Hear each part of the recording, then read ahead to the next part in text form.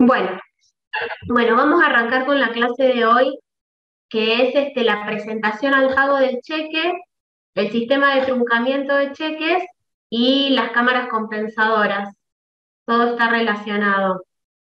Cualquier cosa, eh, eh, este tema lo van a también que por ahí tener que complementar con algunas circulares del BCRA que les voy a ir nombrando.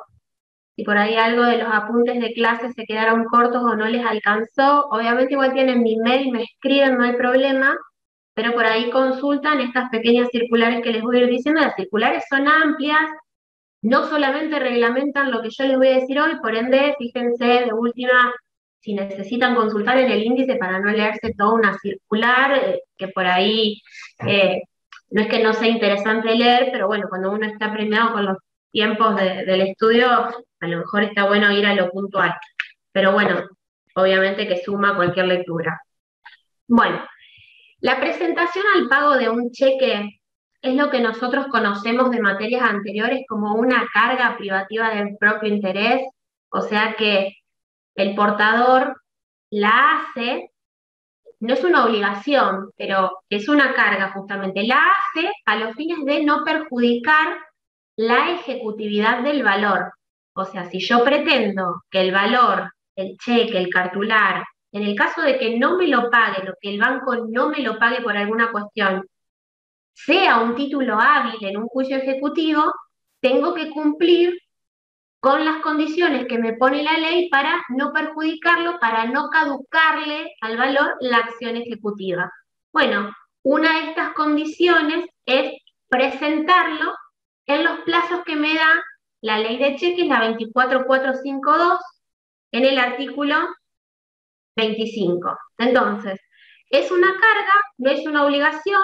Si la cumplo, voy a seguir manteniendo la ejecutividad del valor y si no, lo voy a perjudicar. ¿Qué quiero decir cuando digo lo perjudico? ¿No me sirve para más nada? No, no digo eso. Digo que a lo sumo va a ser un papel quirografario más que me va a servir en el ámbito de un juicio de conocimiento o un juicio comúnmente llamado ordinario. O sea, el cheque en ese caso, si no lo presenté dentro de los plazos que me da la ley, me va a servir como una prueba documental más en un juicio que yo pueda reclamar ya hablando de la causa. Eso va a ser una prueba más. No vamos a estar en el ámbito de un juicio ejecutivo. Partiendo de esa base, los plazos que me da el artículo 25 de la ley de cheques para... Un segundo que hay alguien que se quiere...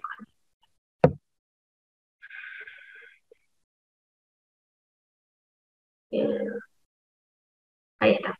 Los plazos que me da el artículo 25 para realizar la presentación en tiempo y forma son de 30 días corridos.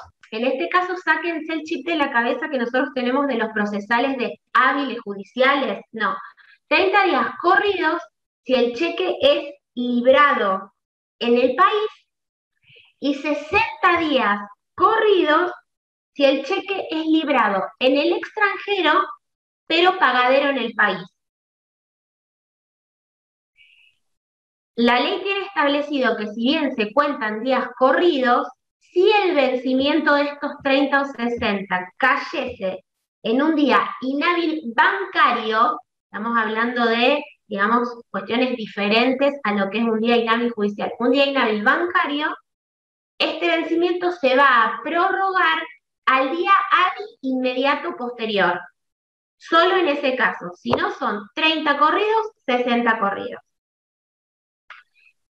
Tratándose de cheques de pago común, este plazo de 30 días o 60 días previsto en el artículo 35 se cuenta desde la fecha de creación, que es la misma fecha de pago, o sea, es una sola fecha. Ahora les voy a mostrar una imagen para el caso de que haya alguien que pueda ver 1.000.000, chicos, que no haya visto nunca un cheque. Y en el caso de los cheques de pago diferido, este plazo de 30 o 60 días se cuenta desde la fecha de pago. Acuérdense que el cheque de pago diferido tiene dos fechas, la de creación y una segunda de pago. Entre una y otra no puede haber más de 360 días. Eso mismo lo dice en la misma fórmula del cheque. Entonces, A los fines de contar este plazo establecido en el artículo 25 de la ley de cheques, para que a mí no me caduque la ejecutividad del valor, o sea, esta carga que tengo yo de 30 si es liberado y pagado en el país, y 30 si es liberado y 60 si es liberado en el extranjero y pagado en el país, se cuenta desde, en el caso del cheque de pago diferido, desde la fecha de pago, o sea, la segunda fecha. Les quiero mostrar, compartiendo pantalla, díganme si lo ven. ¿Ven esto? ¿Sí? Bueno, quiero ver si ven toda la imagen. A ver. Esta primera que dice 60,88 sería la imagen o el ejemplo de un cheque de pago común. Ven que tiene una sola fecha, sería la fecha de creación, como es un cheque para cobrar ya, te lo di hoy para que lo presentes hoy o, en este caso, porque es librado acá para pagar acá, dentro del término de 30 días la persona puede presentarlo. Dentro del término de 30 días contados en este ejemplo de la foto desde el 6 de enero de 2004. Ahora bien, si fuese un cheque de pago diferido, ¿lo siguen viendo si corro? Pues no soy muy canchera con lo electrónico, ¿sí? ¿Sí? Bien. Entonces, esto es un cheque de pago diferido, el de 4.585,76 de mi ejemplo. La fecha de creación en el ejemplo es el 21 de junio del 12, la fecha de pago, o vencimiento, pero es pago el 22 de junio del 12. Entre la primera y la segunda, fíjense que acá, donde yo voy con la flechita del mouse, dice cheque de pago diferido y las siglas en pesos. La fecha de pago no puede superar el plazo de 360 días, ¿ok? Entonces, acá puede ser un día posterior. Lo que no se admite es que sea el mismo día. Siempre hay un día de diferencia o más hasta los 360. En este caso, en este tipo de cheques, como lo veníamos viendo, el plazo corrido del artículo 25 se cuenta desde el 22 de junio de 2012, en este ejemplo, ¿ok? Y de ahí me valen los 30 días y los 60 días. Esperen que de acá me voy a ir. Bueno, eso para que vean este. Si alguno de esos días vence en un inhábil bancario, pasa al hábil bancario inmediato posterior. Ahora bien, hay excepciones previstas al artículo 25 de la ley, o sea, estos plazos de presentación que están previstas en el que sigue, es decir, el artículo 26. ¿Qué dice el 26? Que cuando la presentación del cheque dentro de los plazos previstos en el 25 fuese impedida por un obstáculo insalvable, dice la ley, y entre paréntesis le dice prescripción legal de un Estado cualquiera u otro caso de fuerza mayor, los plazos del artículo 25 van a quedar prorrogados. En este caso, el tenedor y los endosantes se van a tener que dar avisos que prescribe el artículo 39. Justamente cada endosante, digamos, desde el que lo tiene hasta los anteriores y así sucesivamente hasta el librador, se van a dar los avisos de que esta cuestión que sucedió, más allá, digamos, de que esta prórroga no la decide la persona que tiene el cheque, ni el librador, ni nadie. Esta prórroga la decide la autoridad de aplicación, que es el Banco Central de la República Argentina. Él dispone si la situación o la prescripción del Estado de Derecho, la prescripción de emergencia que fuera, habilita esta prórroga.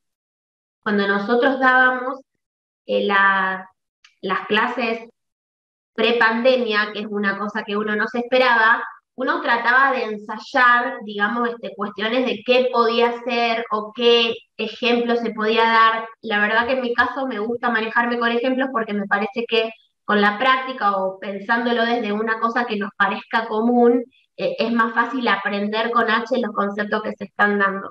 Bueno, entonces, yo lo que decía, estudiando de algunos autores o ejemplos que ponían algunos autores, es, bueno, una huelga muy grande, o también algunos autores dicen, no necesariamente tiene que ser una situación de emergencia que, digamos, afecte a la totalidad de una comunidad, pero sí a un número muy importante o una cuestión de suma gravedad, por ejemplo, un desastre aéreo de características, digamos, impensadas, y ahora como que me viene al pelo, básicamente, esto de la pandemia, porque bueno, la pandemia también tiene que ver con todo esto, ya sabemos todos, lo vivimos en carne propia, estuvimos sin actividad muchísimo tiempo y por supuesto esta cuestión, que es un Estado de Derecho, que nos sirve como el mejor de los ejemplos porque es patente y es actual, hace que estos plazos obviamente resulten prorrogados o que el BCRA pueda prorrogarlos. Les reitero, más allá de cuestiones que afecten a una cantidad relativa de personas o que sean muy graves, que estas excepciones que marca el artículo 26 a los plazos del 25 no son invocables por una sola persona por un problema, por más grave que sea personal. Imagínense que un problema de salud muy grave personal, para la persona o el entorno de la persona debe ser terrible, pero recordemos que estamos en un sistema, en un ordenamiento que lo que trata de transmitir y de hecho hace es seguridad en la transacción, rapidez en la negociación y en la ejecución del crédito. Entonces, no se trata de atender con estas excepciones situaciones puntuales, sino situaciones que afecten a un sinnúmero de personas como las que les vengo diciendo. Puede haber más ejemplos, pero bueno, quiero que se entienda exageradamente la diferencia. Tiene que ser una cuestión extraordinaria e imprevisible. El Banco Central de la República Argentina puede prorrogar en primera instancia, ampliar esa prórroga, digamos, es el que reglamenta y todo esto se maneja por diferentes circulares. Otra cuestión en relación a este tema está dada por el artículo 29, que es ¿qué pasa? O sea, existe el artículo 29, le da una facultad. Profe, Sí, disculpe, no entendí cómo da la autorización el Banco Central. Si lo da en el caso concreto o cómo es. No entendí bien. El Banco Central se maneja por circulares, o sea, son como normativas administrativas del Banco Central, como las resoluciones generales de AFIP, por ejemplo, o alguna resolución del Ministerio, de cualquier autoridad ministerial. Bueno, las del Banco Central se llaman circulares. Circulares A, circulares B, circulares C, y cada una tiene un número. Entonces, en general, el Banco Central lo que hace es, por intermedio de estas circulares, que como autoridad de aplicación puede, digamos, emanan de él, reglamentar esta prórroga o decretar la prórroga o establecer la prórroga y primero, digamos, la suspensión, después la prórroga de los plazos y si fuese necesario una prórroga más. Y esas circulares valen para todos, digamos, para todos los que estemos dentro del territorio y tengamos algo que ver con un cheque o con lo que fuera relativo al sistema financiero. Pero mi pregunta es si es en el caso concreto o lo hace de forma global. No sé si se entiende a lo que voy. No entendí. Sí. En el caso, ¿cuál sería el caso concreto? O sea, por ejemplo, si pasa lo de la pandemia en este caso, bueno, es muy extremo, pero, o sea, alguien lo tiene que pedir para que el banco lo reconozca.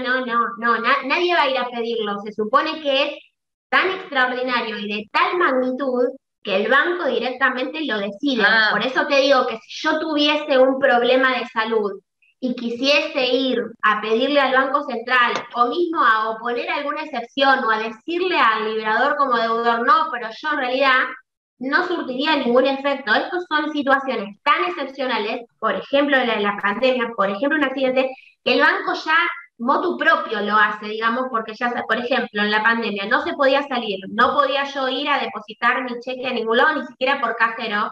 Bueno, va de suyo que va a tener que prorrogar porque si no, ¿qué hago yo con ese cheque?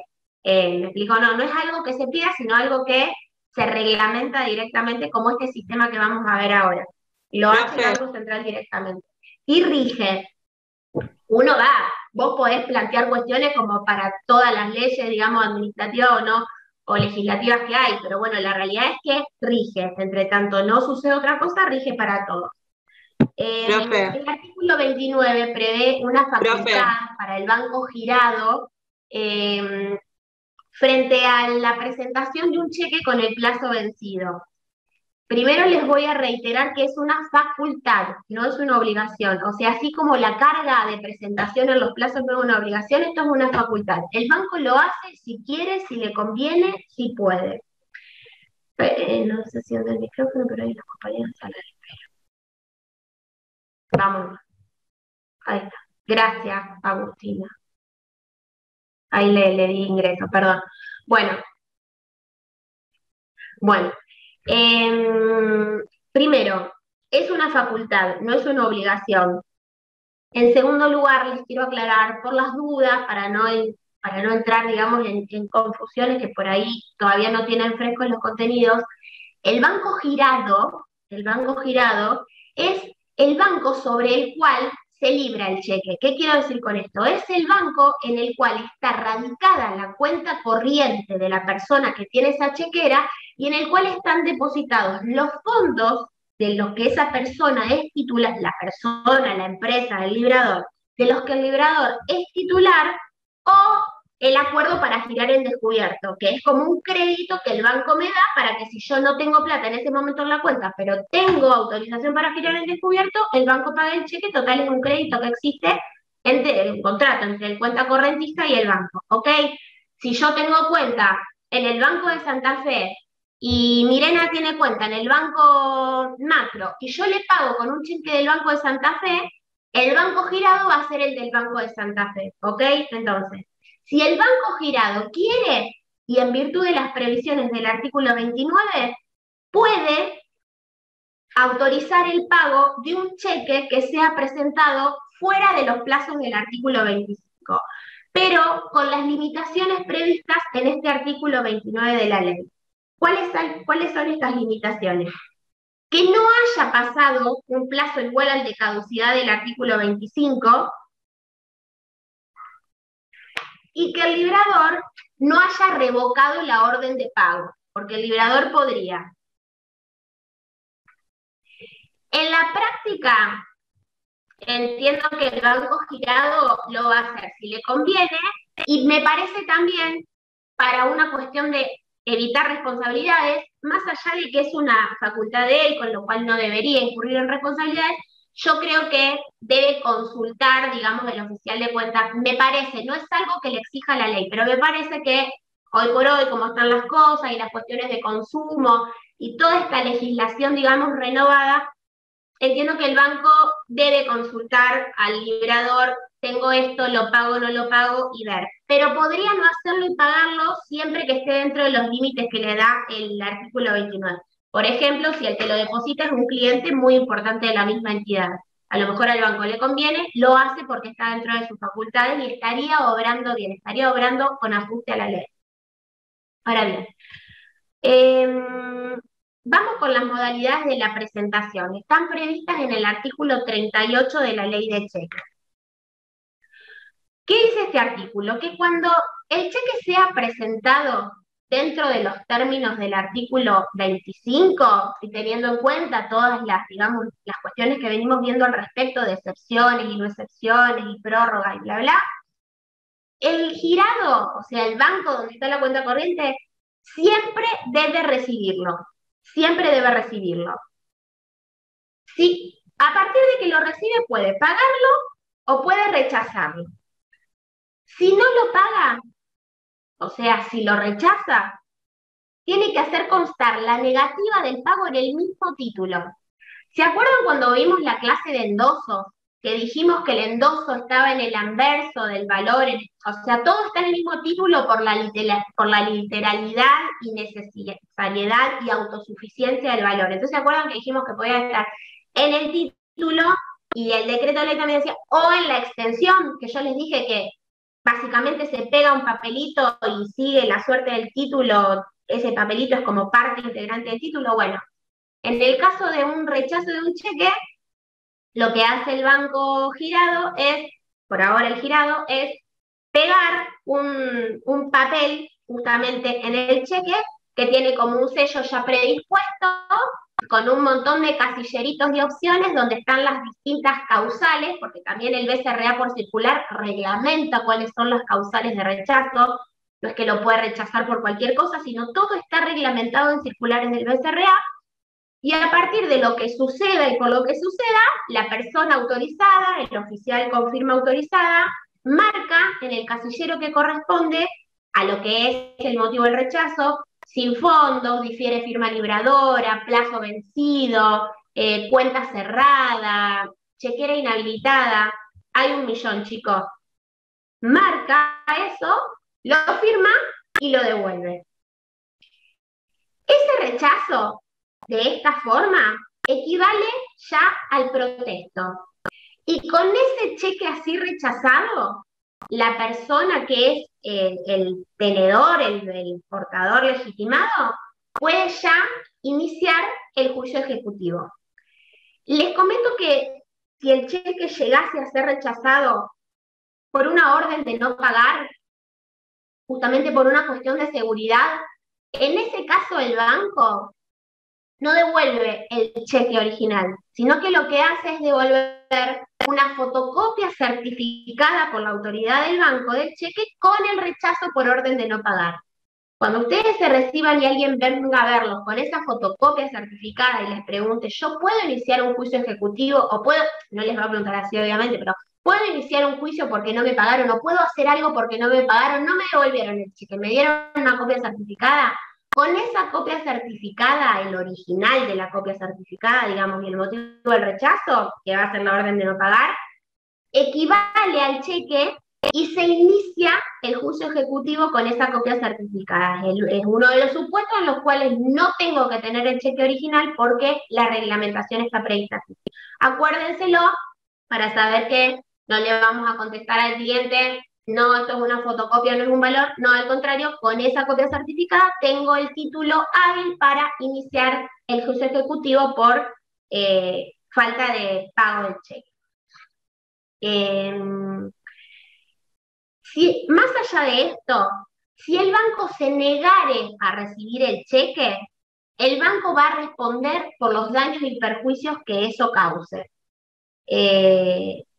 Teniendo en cuenta lo que dice el artículo 38, que es que no se puede negar a recibirlo, o sea, siempre va a recibirlo. Después lo pagará, si corresponde, o lo rechazará por la causa que corresponda, dejando constancia de todo en el mismo título.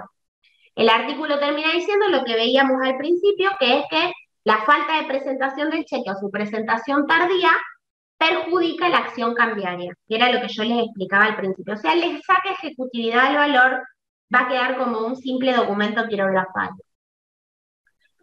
Ahora bien. Vamos a ingresar, teniendo en cuenta lo que venimos viendo de la presentación y de las modalidades de presentación, en esta cuestión de dónde se presenta el cheque y las instituciones que surgen con motivo de esta presentación del cheque. Cuando yo presento el cheque dentro de los plazos del 25 y bajo las modalidades de la ley que venimos viendo, yo puedo hacerlo ante el banco girado. Estamos hablando en una situación normal porque ahora con esto de la pandemia y las restricciones, digamos, en general las personas solamente operan con sus bancos, pero en una situación normal y en los términos de la ley de cheques que está vigente, cuando yo tengo un cheque para presentar al pago, es decir, para cobrarlo, yo puedo hacerlo ante el banco girado, si fuese un cheque sin cruzar, por ejemplo, un cheque para cobrar en ventanilla, ante el banco girado, que en el ejemplo que yo les había dado antes, que era mi banco, sería ante el nuevo Banco de Santa Fe, o ante el banco en el cual yo tengo cuenta. Por ejemplo, en el ejemplo que yo les había dado antes, donde yo tengo cuenta en el Banco de Santa Fe y le pago a Mirena con un cheque de mi banco, pero ella tiene cuenta en el Banco Macro, ella en vez de ir, y suponiendo que ese cheque fuese cruzado, o sea, yo no quiero que ella lo cobre por ventanilla, ella va a su Banco Macro y deposita el cheque, ya sea por cajero humano o por cajero automático. ¿Ok? Entonces, lo ingresa por el Banco Macro un cheque que es del nuevo Banco de Santa Fe, en el ejemplo que yo les había dado.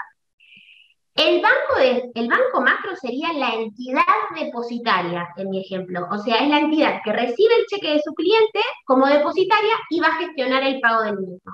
Y el banco girado sería el nuevo Banco de Santa Fe, que es el cheque de la fórmula, digamos, el banco de la fórmula del cheque donde están los fondos o el acuerdo para girar en definido.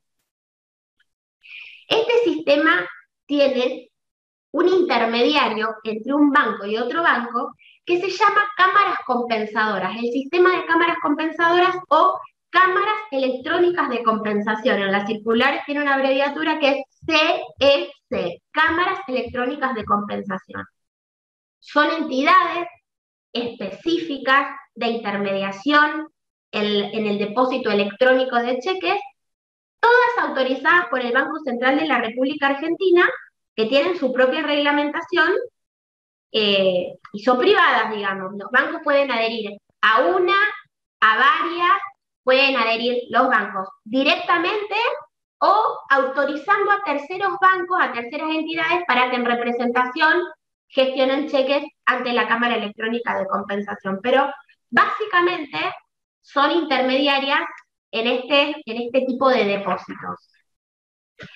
Estas cámaras de compensación tienen un inicio de reglamentación en lo que fue el Código de Comercio. En ese momento estaban en los artículos 834 y 835. Hoy están plasmadas en diferentes circulares del BCRA que intentan reglamentar o ir actualizando las obligaciones, los horarios, los plazos, las modalidades, los sistemas de seguridad que tienen que tener este tipo de cámaras porque manejan información sensible.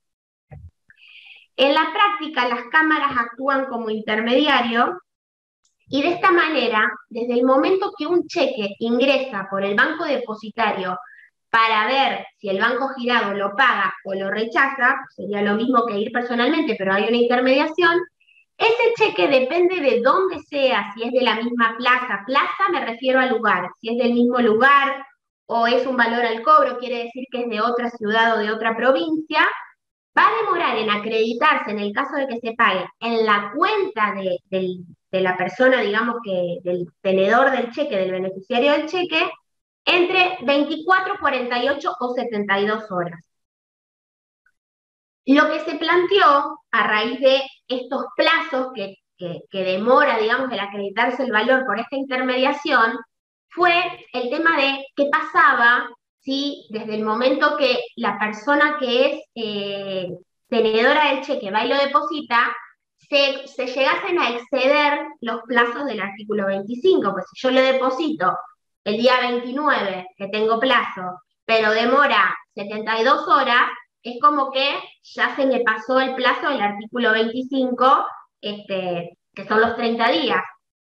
Entonces, esto posteriormente se reglamentó, digamos, ayornó el artículo 28 de la Ley de Cheques, y lo que se puede leer hoy del artículo 28 es que si el cheque se deposita para su cobro, no se presenta el pago, se deposita para su cobro, la fecha del depósito será considerada fecha de presentación. ¿Se entiende la diferencia? O sea, desde el momento que en el caso de mi ejemplo, Mirena va al Banco Macro y el Banco Macro le pone el sellito al cheque, el cajero, o ella tiene el ticket del cajero automático, de que hoy lo deposité, esa es la fecha de presentación. Entonces ya no importa si estábamos sobre la fecha, que demore 24, 48, 72 horas o más, porque ella ya va a estar resguardada en los plazos del artículo 25. Este sistema de cámaras compensadoras o cámaras electrónicas de compensación está relacionado con un instituto que es el que damos también en esta clase, que es el de truncamiento de los cheques.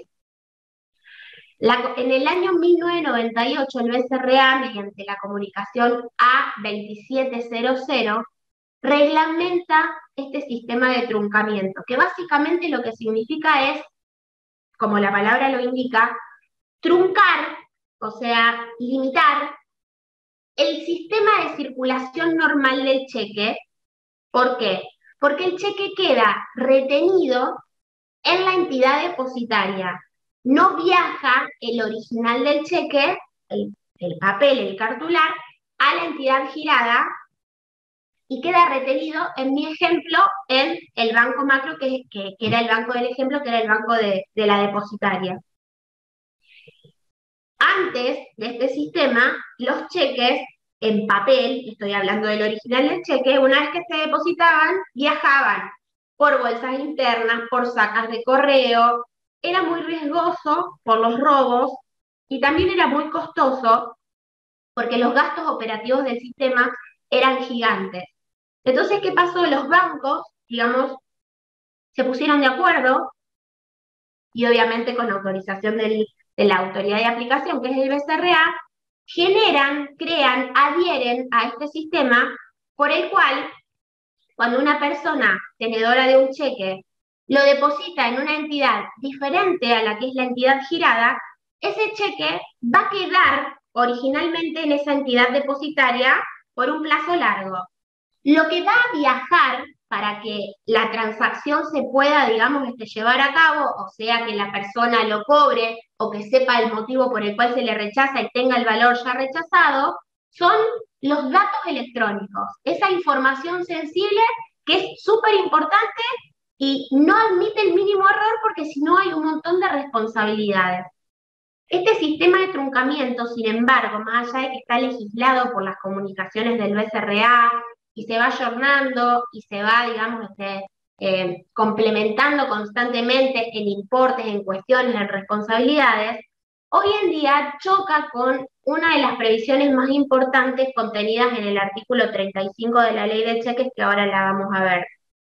La vamos adelantando un poquito en relación a lo que es este sistema. Como les decía, fue para abaratar los costos que generaba el viaje, digamos, el transporte de los cheques, y también para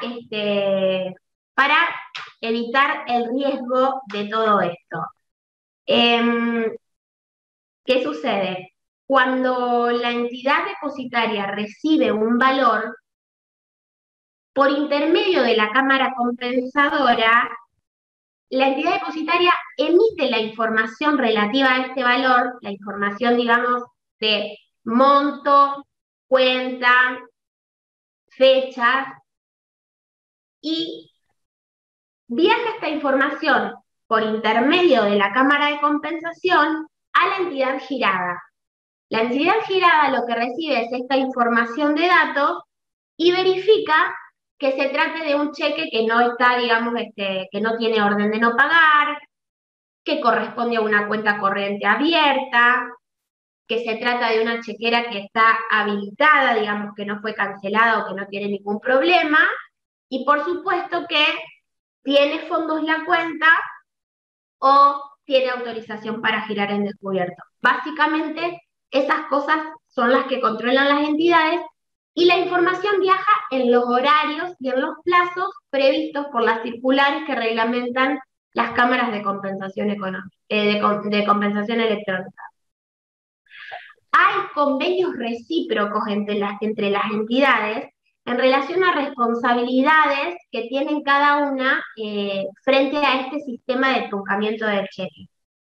Ahora bien, las circulares del BCRA, desde el inicio, establecieron un monto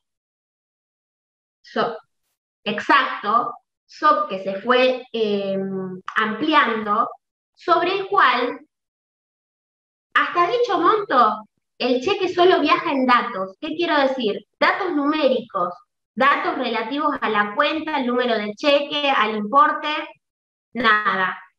Pasado dicho monto, viaja lo que es una imagen electrónica a la cámara de compensación, que después la va a remitir al girado. ¿Una imagen electrónica de qué? Del anverso y del reverso del valor. Ahora bien, hoy en día, la circular actual, que creo que la tengo aquí, como para que vean también lo que es una circular. Acá.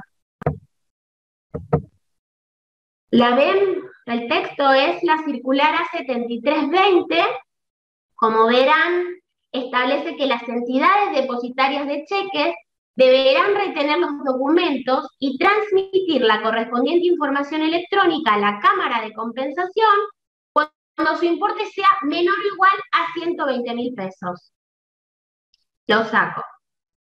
¿Esto qué quiere decir? Que con esta última circular, que entiendo que es la vigente porque va incrementándose, si yo como entidad depositaria recibo un cheque de hasta 120.000 pesos, lo que hago es mandar a la cámara de compensación para que ésta mande a la entidad girada los datos electrónicos sin mandar la visualización del valor. Si yo recibo un cheque mayor a 120.000 pesos, 120.001 en adelante, lo que hago es mandar los datos y además una foto electrónica del anverso y del reverso. Con esto nosotros tenemos que en un montón de cheques, que son los que van de 1 a 120.000 pesos, el girado no puede verlos, no ve la firma, no ve si el valor está correctamente confeccionado, ni ve si la cadena, que debe ser regular e ininterrumpida de endosos, no tiene ningún problema. Y quien los ve es la entidad depositaria que, por ser depositaria y no ser la de erradicación de la cuenta corriente, no sabe si la firma está ok, si se trata de la firma fidedigna del librador o si es otra persona la que firmó. Y como yo les decía, hay una cuestión que está prevista en el artículo 35 de la ley de cheques, que lo que dice el 35 básicamente, para que se den cuenta a qué me refiero, es el girado responderá por las consecuencias del pago de un cheque en los siguientes casos. O sea, el girado responde por las consecuencias del pago de un cheque en los siguientes casos. Cuando la firma del librador fuese visiblemente falsificada, cuando el documento no reuniese los requisitos esenciales especificados en el artículo 2, y cuando el cheque no hubiese sido extendido en una de las fórmulas entregadas al librador de conformidad a lo dispuesto en el artículo 4. El sistema actual que yo les digo de truncamiento estaría en contra o desoyendo o afectando estas previsiones. ¿Por qué? Porque en el caso de los cheques de hasta 120.000 pesos, y por este mismo sistema, el girado no ve la firma, con lo cual perfectamente le puede estar diciendo al depositario, pagalo, de hecho se los dice, porque tampoco pide la foto porque no está previsto legalmente esto, ni administrativamente por el SRA, entonces no ve la foto, no sabe quién firmó, pero sabe que se trata de un número de cheque que está habilitado en sus chequeras, que se corresponde con esa cuenta corriente y que no tiene orden de no pagar hasta el momento de la recepción. Entonces, dice, bueno, págalo, porque no podría decir no lo pague, porque no vi la foto, porque la legislación está hecha de esta manera. Y por el otro lado, fíjense que por el 2, también responde cuando el documento no reuniese los requisitos esenciales especificados en el artículo 2. Por el inciso 2, estamos hablando del 35. Pero aquí se invierte, porque en realidad el que está visualizando el cheque sin obligación de mandar la foto es el banco depositario. Con lo cual, él va a ser el que tenga que responder, más allá de que no es lo que dice el artículo 35 en el inciso 2. Entonces, si bien esto fue ya motivo de cuestionamiento, obviamente las entidades son electrónicas, pero están, digamos, están, manejadas por personas humanas que podemos equivocarnos. Ha habido errores, por supuesto, ha habido cuestiones de cheques que se han pagado inferiores a lo que hoy es 120.000 pesos, que es el importe actual, y la firma era falsificada, y no hubo forma, digamos, eso de pararlo, con lo cual siempre hay un responsable. Lo que en relación a esta responsabilidad, si bien no está específicamente determinada, porque la legislación habla de convenios recíprocos y de que la responsabilidad será de tal o cual, yo entiendo, y la jurisprudencia así lo dijo, que en realidad los bancos crearon y adhirieron a este sistema por una cuestión de abaratamiento de costos, por una cuestión de comodidad. El banco no hace beneficencia, no va a hacer algo o adherir a un sistema que no esté pensado para algún beneficio, digamos, del sistema financiero. Con lo cual, si todo esto va a ser para un beneficio personal de la entidad bancaria, bueno, el día que haya algún problema, esa entidad bancaria y la otra, las que adhirieron y participaron, van a tener que responder por esto, porque si no sería muy injusto que si yo generé un sistema para que sea todo más rápido y que abarate los costos y sea, digamos, más simple todo, yo empiece a pagar cheques con firmas falsificadas que no abundan, pero puede haberlo, y resulta que el que pague el pato, hablando mal y pronto, sea el liberador de la cuenta. ¿Me siguen lo que estoy diciendo? Estoy hablando muy rápido. Bueno, entonces en este sentido los fallos así se han expedido en este orden, como que los bancos tienen que responder. Ellos generaron el sistema, ellos ven sus beneficios, cuando pasan estas cosas, no, a ver, ojo, ¿por qué? Porque también, digamos, el titular de una cuenta, cuando sabe, la falsificación de un cheque previamente conlleva el robo de una chequera en blanco, porque si no es difícil falsificar una firma si no tengo el cheque primero.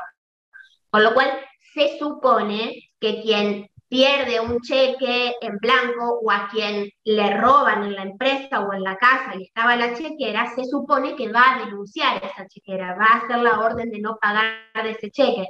Con lo cual, esto debería frenar, impedir que el banco lo pague. Bueno, en el caso de que no suceda, habrá que ver de qué manera pasó, cuál era la responsabilidad.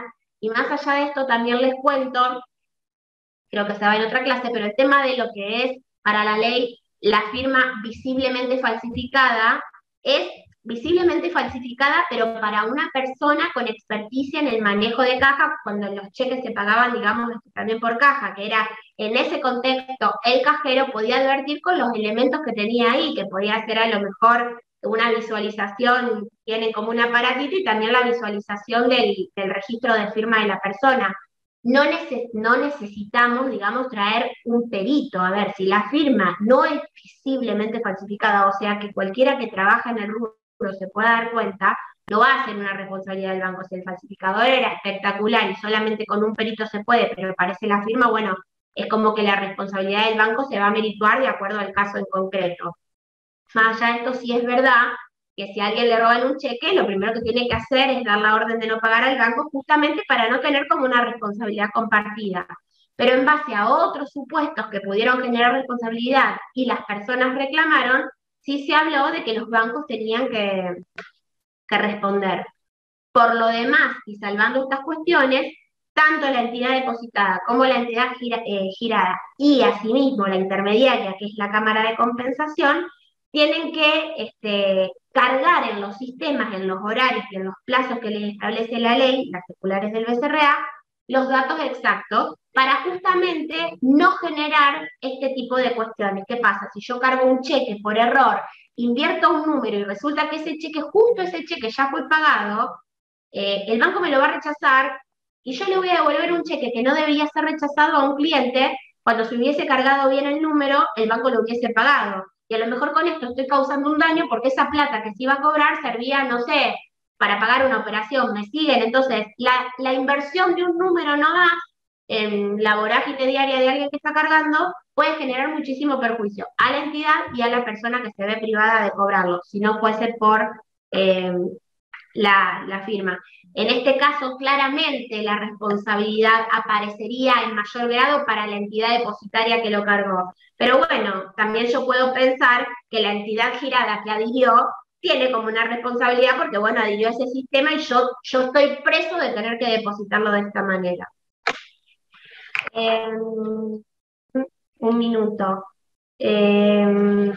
Por ejemplo, por leerles, en una parte de uno de los fallos que yo consulté, no son fallos de lectura obligatoria, o sea, pueden googlear y salen un montón, pero son todos en este sentido. Dice, en efecto, la finalidad de este sistema de truncamiento es disminuir los costos y gastos involucrados en el intercambio físico de los cheques para el cobro por medio de clearing. El clearing bancario, el instituto, es esto que surge de llevar y traer, ir y venir los cheques. A eso se refiere con el clearing bancario. En este análisis de costo-beneficio, asumen el área que conlleva no tener el cheque a la vista, riesgo que de ninguna forma puede ser trasladado al titular de la cuenta, quien no ha sido partícipe en los mentados acuerdos entre entidades. ¿Se entiende? Todos son más o menos en el mismo sentido.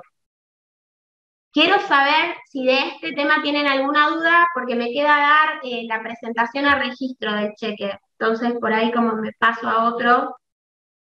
¿Se entendió? ¿Sí? Bueno, igual cualquier cosa, como las circulares, les digo lo mismo para los que por ahí se conectaron un cachito más tarde.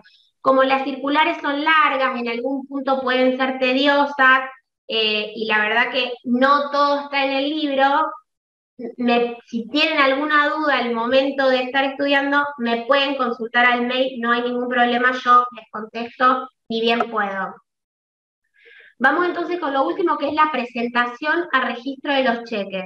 Primero les voy a aclarar una cosa básica, pero que se las aclaro de entrada para que la remarquen bien en el apunte. El registro es del cheque de pago diferido, no del cheque de pago común. Se los digo porque por ahí es pregunta de examen, porque la verdad que es una cosa sin sentido que cuando uno entiende el tema surge solo, pero a veces están tan nerviosos o por ahí vinieron de una respuesta que no les fue tan bien y enseguida es como que lo piensan. Ni lo piensan, es del cheque de pago diferido. Y es justamente porque el cheque de pago diferido implica como un crédito, o sea, para la persona que lo recibe. Yo te lo estoy dando hoy, pero para pagarlo dentro de X cantidad de tiempo. Entonces, por eso y por lo que vamos a ver ahora qué significa el registro, por eso a la persona le interesa registrarlo. Si fuese un cheque que te lo doy hoy, un cheque de pago común que te lo doy hoy para cobrar ya dentro de los 30 días, ¿por qué te lo voy a registrar si en vez de registrarlo te lo pago o te lo rechazo? ¿Me explico?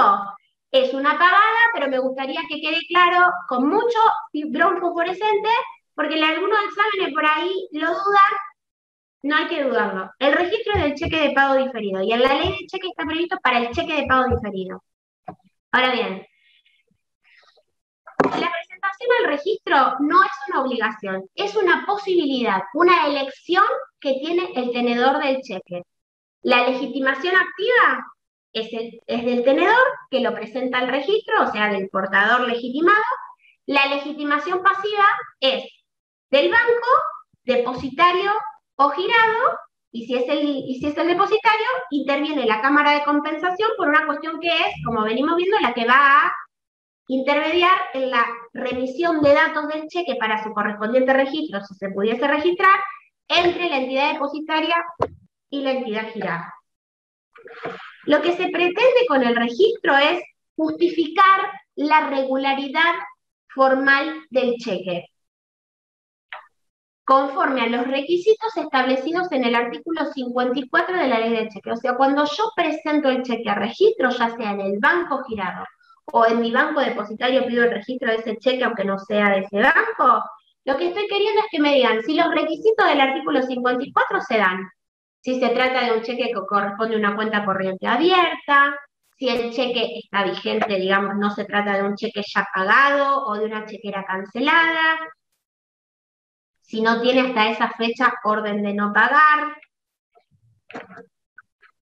Ahora bien, teniendo en cuenta esto, y que no es una liquidación de dinero, porque una cuestión, me olvidé de decirles que este sistema de clearing bancario y de truncamiento, lo que va a hacer después es que por intermedio de las cámaras de compensación a las cuales las entidades adhieren, después justamente también haya una compensación de importes entre la entidad depositaria y la entidad girada, como para que con las cuentas de cada entidad que existen en el BCRA, en el Banco Central, se compensen los créditos o las deudas que surgen de cada cheque, para que lo que yo te dije sí pagalo, también vos me lo devuelvas con otra cuestión que tengamos en común, porque todo el tiempo están compensando. Y asimismo, otra cosa que no sé si quedó clara es que en el caso de que el cheque no sea pago y se rechace, la entidad girada le va a mandar los datos del motivo del rechazo por intermedio de la Cámara de Compensación a la entidad depositaria,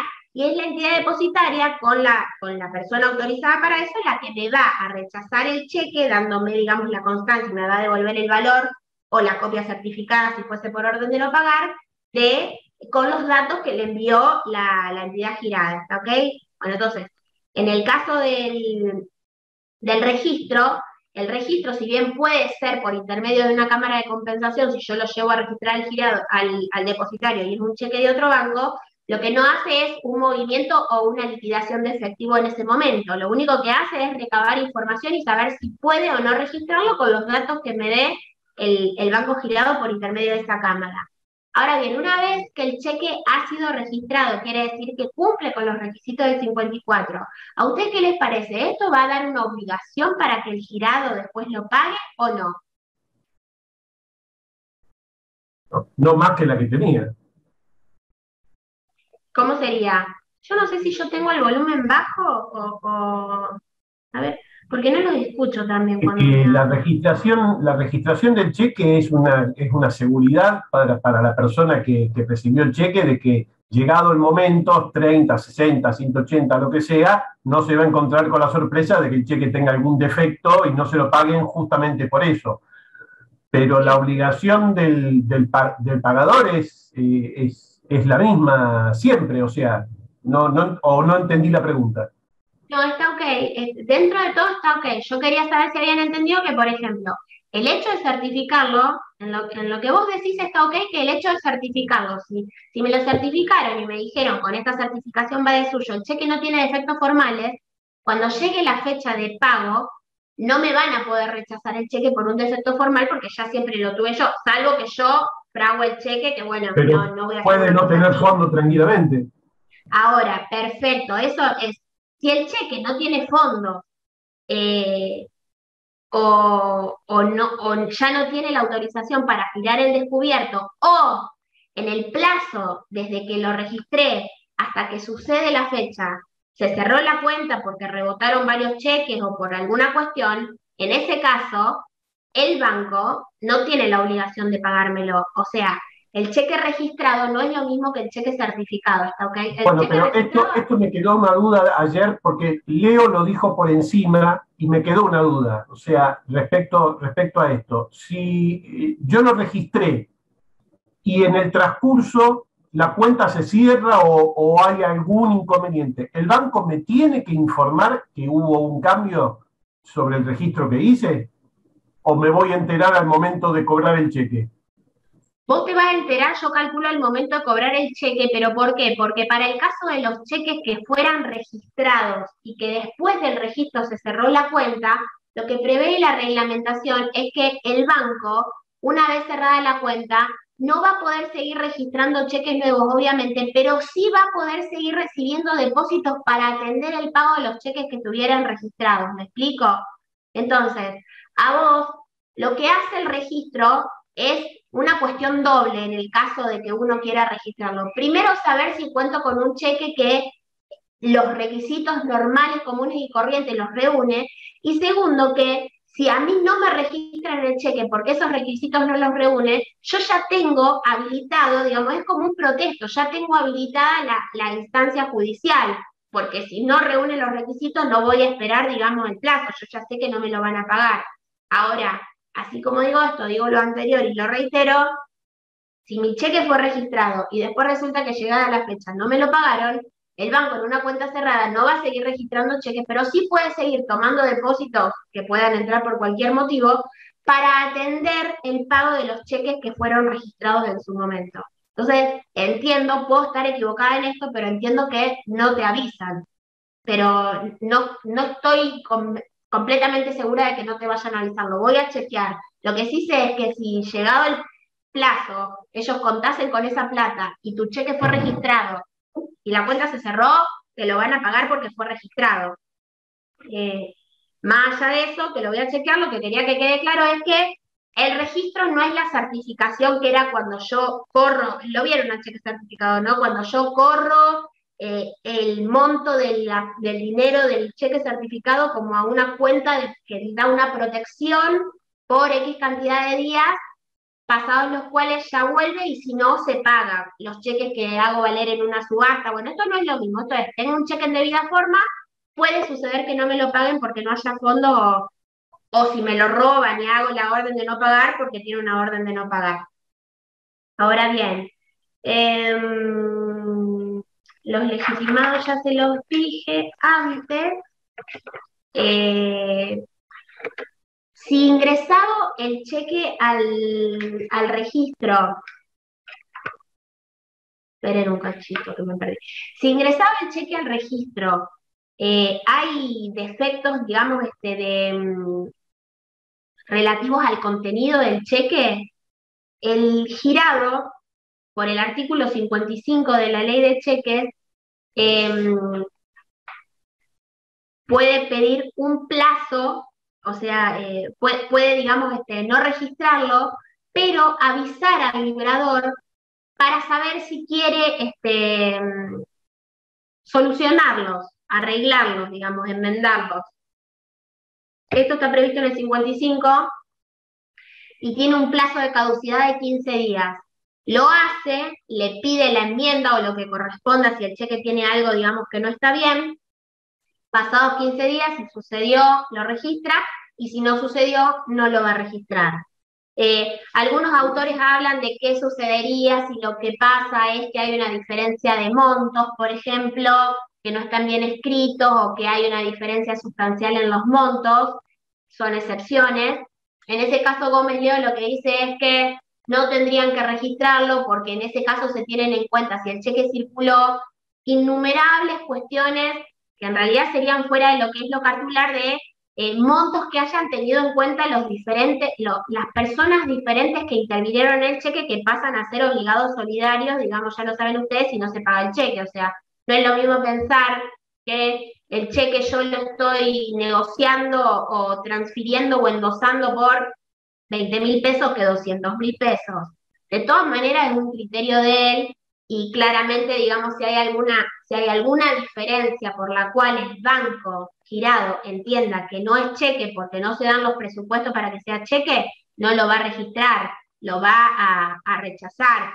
También mucho tiene que ver la persona cuando recibe el cheque de controlar que ciertos requisitos que son básicos, el importe, la fecha, que no me estén dando un cheque o sea, si me dan un cheque que vencía el 30 del mes pasado y está por vencer ya, y yo sé que no voy a llegar al banco a depositarlo en los plazos del 25, ¿para qué lo voy a aceptar? ¿Me siguen? O sea, hay determinadas responsabilidades que tengo yo, que no soy la libradora cuando voy a aceptar un cheque, si quiero poder o transmitirlo o depositarlo. Si veo que no llego, que ya está vencido, ¿para qué lo voy a aceptar si está perjudicado el valor?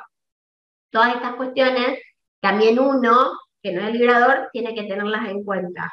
Pero, bueno, básicamente de eso se trata el registro. Voy a averiguar lo que me dijiste vos, si el banco tiene que avisar o no. Entiendo que no, porque está esta cuestión, pero voy a consultarlo. ¿Tienen alguna duda? ¿Algo que me quieran preguntar?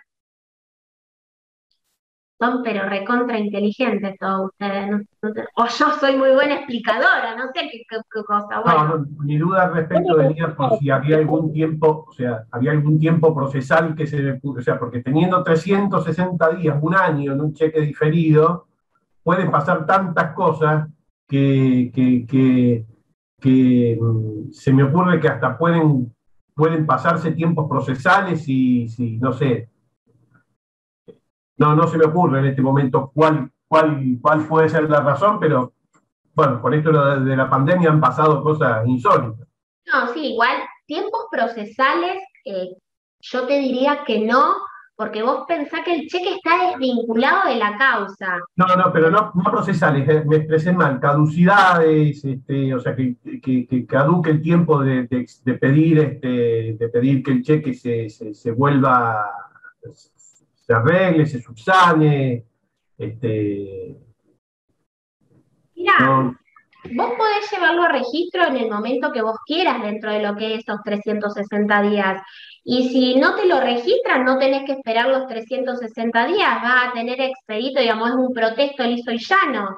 Con lo cual, no debería haber problemas. Obviamente, si vos estás recibiendo un cheque de pago diferido por una operación grande, que es a muy largo plazo dentro de los límites de lo que son los 360 días, lo que hace es controlar bien, digamos, obviamente primero la solvencia de la persona que te lo da, pero segundo que los requisitos que vos podés ver ahí, no vas a saber si la chequera está vigente o no, porque no sos mago, pero sí que el importe, la firma, si tuviese que ser una firma conjunta porque es de una sociedad y a vos te consta porque operás siempre con esa sociedad, que las fechas estén ok, que si hay algo que no se entiende o no es la primera vez que pasa, la persona te dice, no, mirá, le puse 2, pero fíjate que me salió mal la S, pero se entiende, vos le decís, bueno, salvámelo atrás, porque después pasa el tiempo y no lo ubicás. En cambio, el cheque, cuando está bien confeccionado o si tiene alguna adenda, está salvada en el dorso por el librador que dice, esto vale o tal cosa no vale, esto vale, está ok.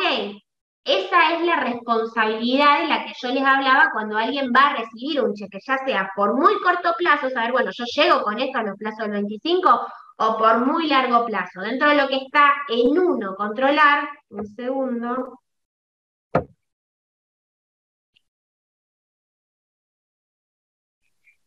Ahí está. Sol, ¿vos estabas o te conectaste recién?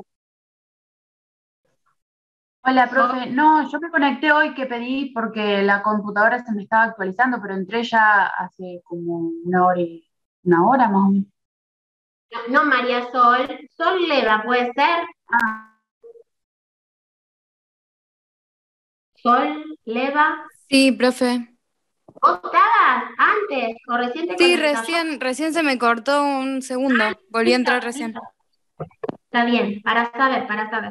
Gracias. Entonces lo que decía es, registrarlo, puedes registrarlo cuando vos quieras y si te enteras, digamos, entre comerciantes y máxime, si vas a aceptar un cheque a tan largo plazo, que es diferido, más o menos uno, yo calculo, conoce o sabe, o más hoy en día que está todo, digamos, informatizado, que uno puede saber más o menos la situación crediticia. Es cierto que es mucho plazo, pero bueno, también vos al registrarlo, digamos, también tenés expedita después la acción ejecutiva si no te lo registran por alguna cuestión de esas. Más allá de esta responsabilidad que yo decía que es la propia de controlar que el cheque está ok. Como cuando uno acompaña a un cliente a hacer un acuerdo y le pagan con cheques, chicos. Está dentro de de la responsabilidad profesional de uno verificar que los cheques estén bien hechos, porque al final mucha gente no sabe o no se da cuenta, o en los nervios de firmar, uno tiene que controlar que esté todo bien para que ese cheque después se pueda cobrar. eh, si es que tiene fondo, o sea, que el no cobro no sea una cuestión de responsabilidad de uno, sino, bueno, un imprevisto que sucedió. ¿Me explico? ¿Alguien me había hablado? Sergio, ¿vos querías decir algo o no? Sí, le quería preguntar cuál era la última circular del Banco Central para buscarla, que sea actualizada o no. La del monto del truncamiento es esta que yo les compartí, que es aguantame un cachito que la tengo aquí, me parece. Es la circular A7320. Y después, había una circular del mes de abril, puede ser de este año, que había dicho el profesor Bedrogni en la primera clase de cheque. Pero ¿les dijo de truncamiento o de otra cosa? No, nos dijo que esa era la última circular, de que era de abril de este año, pero no me acuerdo cuál era. El año pasado estaban en 7.500 las circulares. Esta que te digo, la A7320, que es del 5 de octubre del 21, entra en vigencia. No, esto es otra fecha. No, la circular A7320 entra en, que es la que dice de los 120.000 pesos. Dice, la medida entrará en vigencia el 8 de julio del 2021. Pero ojo que esta circular es específica para esta cuestión de truncamiento. Después, en relación a lo que haya dado el doctor Bedromni, capaz que se refería a otra circular. Porque, por ejemplo, Perdón, yo también Sí. El doctor se refirió a la comunicación del BCRA 6762.5. Esa fue la que dijo ayer Leo. ¿En relación a qué tema? Dio el punto en 5 relación a cuál es la específicamente. legislación referida al cheque. Y él dio la primera parte. Mencionó bueno, la ley de bien. cheque. Perdón. No, te escucho.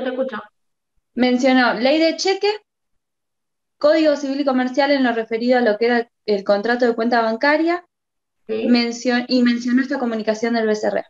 Está bien, porque esa comunicación... El punto 5 específicamente de la 6762. Está bien, porque esa comunicación debe tener relación a la reglamentación del cheque, pero después, cada tema de la reglamentación del cheque, por ejemplo, este específico, el del truncamiento y el importe de los que viajan con imagen digitalizada o no, se fue incrementando, en algún momento era 5.000 pesos, hoy está en 120.000. Yo por eso todos los años cuando doy la clase me fijo porque sé que va a aumentar, digamos, y aumenta por circulares del BCRA. Y después también hay una que creo que es la 7317, no es la 7317.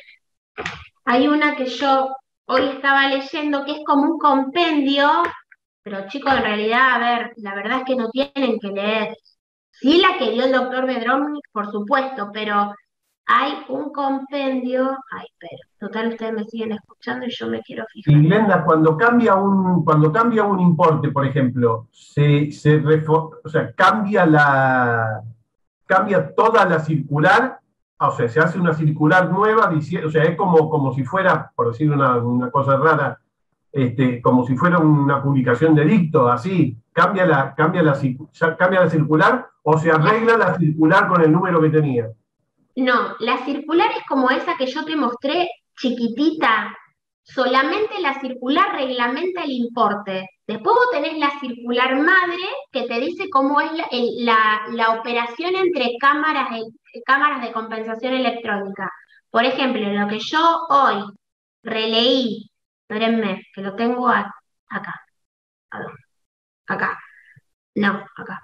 Antes de la clase es en el bcra.gov.ar, gov con B larga, hay una circular que dice Sistema Nacional de Pagos, Cheques y otros instrumentos compensables. Sistema Nacional de Pagos, Cheques y otros instrumentos compensables, que dice texto ordenado al 1/7/2021, donde por orden tiene un montón de circulares, la 7317, la A7317, la A6727, la A5053, digamos, si ustedes lo googlean como Sistema Nacional de Pagos, al solo efecto de ver de qué se trata, no quiero que lean las 200 hojas que tiene la circular, ustedes se van a dar cuenta que esa circular, sin decir montos ni horarios, reglamenta un sistema donde dice y se estará los montos que establezca el BCRA para la remisión de imágenes digitalizadas o no,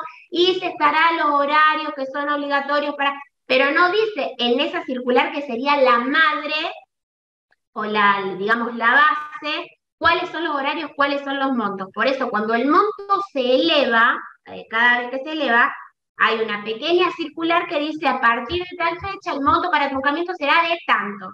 Y esa es una circular, podés llamarle circular complementaria porque tiene esa otra, pero es una circular específica del monto que va a ir variando, digamos, a medida que pase el tiempo. No sé si se llega a entender, pero hay una general y después la otra. No es que cada vez que sale un monto vuelven a transcribir todas las circulares. Esas circulares son complementarias.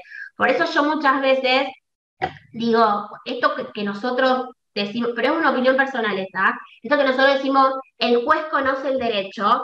Sí, el juez conoce el derecho, pero desde el momento que el derecho también, digamos, se complementa con las circulares del BCRA, con las resoluciones generales de AFIP, con las resoluciones ministeriales, no es tan fácil conocer tan claro el derecho, digamos, uno tiene que investigarlo también, porque cada circular después deriva en un montón de cuestiones que obviamente requieren estudio, digamos. Si alguno se quedó con que no sé, el monto de truncamiento era 7.500 y no advirtió que hay una nueva circular que hay que buscarla, donde es 120 y rige desde tal mes, y quizá haga un reclamo mal hecho, me explico, o por un monto que no correspondía. Entonces, son muchas y específicas las normas, digamos, de las entidades de este tipo. Hay que, por ahí, analizarlas un poco más, por eso hoy es 120, pero no se queden con este número porque más adelante va a cambiar, así como fue cambiando. ¿Algo más? Bueno, les voy a hacer como hago siempre, les voy a ir leyendo los nombres, me dicen que me dan el presente para que yo se los pase después al doctor Quiroga y si quieren se van desconectando. Ahí esperen que yo tenía un papelito borrador y ahora no lo tengo más. No sé qué. No importa, vamos a hacerlo acá. Bobín. Presente. Hasta luego. Rodil, sí, ya te vi. Presente, profe. Gracias. Volati. Presente. Gracias. Suárez. También está. Flor. Presente. Gracias. Flor. Presente. Gracias. Iterman. Presente. Gracias. Busili. Presente. Bien. Mancilla Emiliano. Presente. Urabayen. Gracias. Presente, profe. Gracias. Pose. Presente. Gracias. Giacosa. Presente. Frontuto. Presente. Gracias. Sandri. Sí, Presente. también te vi, Luis. Guerrero. Presente, profe. Gracias. Aranguren. Sí, también. Ya te vi. Presente, profe. Gracias. Silva. Presente, profe. Bien. Garbate. Presente. Gracias. Leva, también ya te hablé. Otegui también porque te usé de ejemplo toda la clase. Borri. Chao, gracias. Borri. Presente. Gracias. Y listo.